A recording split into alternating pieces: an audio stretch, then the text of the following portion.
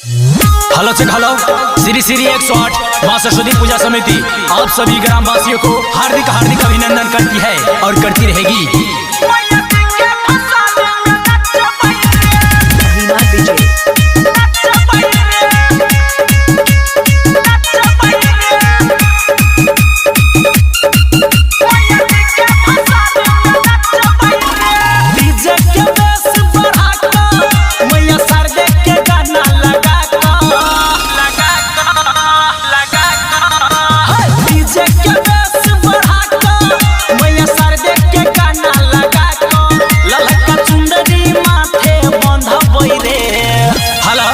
Check hello DJ वाला भैया, आपके डीजे में बेस नहीं लग रहा है, कृपया बेस बढ़ाइए ताकि हमारे माता सरस्वती का भक्तजनों के नाचने में कोई दिक्कत ना हो।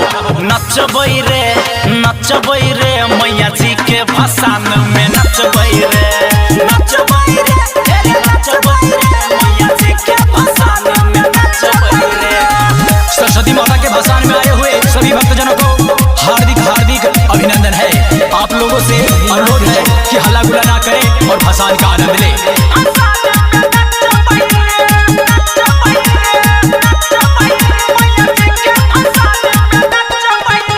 संगी साथी के घर सब बजेबै, हाथ पकड़ के सबके नचेबै।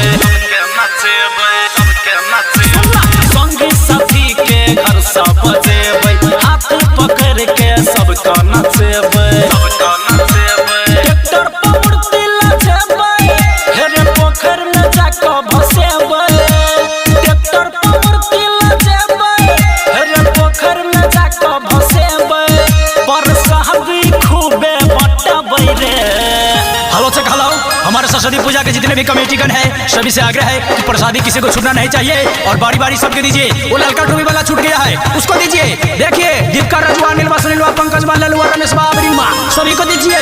नचबई रे मैया जी के भसान में नचबई रे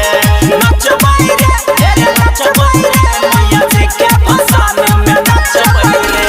हेलो चेक हेलो, डीजे वाला से आग्रह है कि डीजे का बेस थोड़ा और बढ़ाइए ताकि हमारे माता सरस्वती का भक्तजनों के नाचने में कोई दिक्कत ना हो।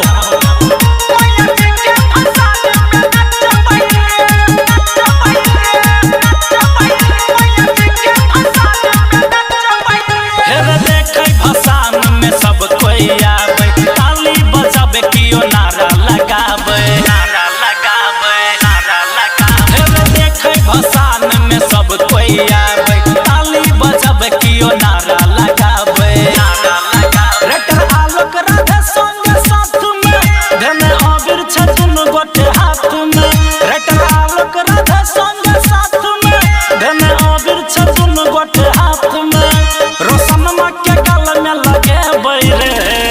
एक आवश्यक सूचना, जितने भी हमारे माता एवं बहनों है सभी से आग्रह है कि अपने अपने लाइन में चले क्योंकि भसान में बहुत ज्यादा भीड़ हो चुका है तो धक्का मुक्की होने की संभावना है। नचबई रे मैया जी के भसान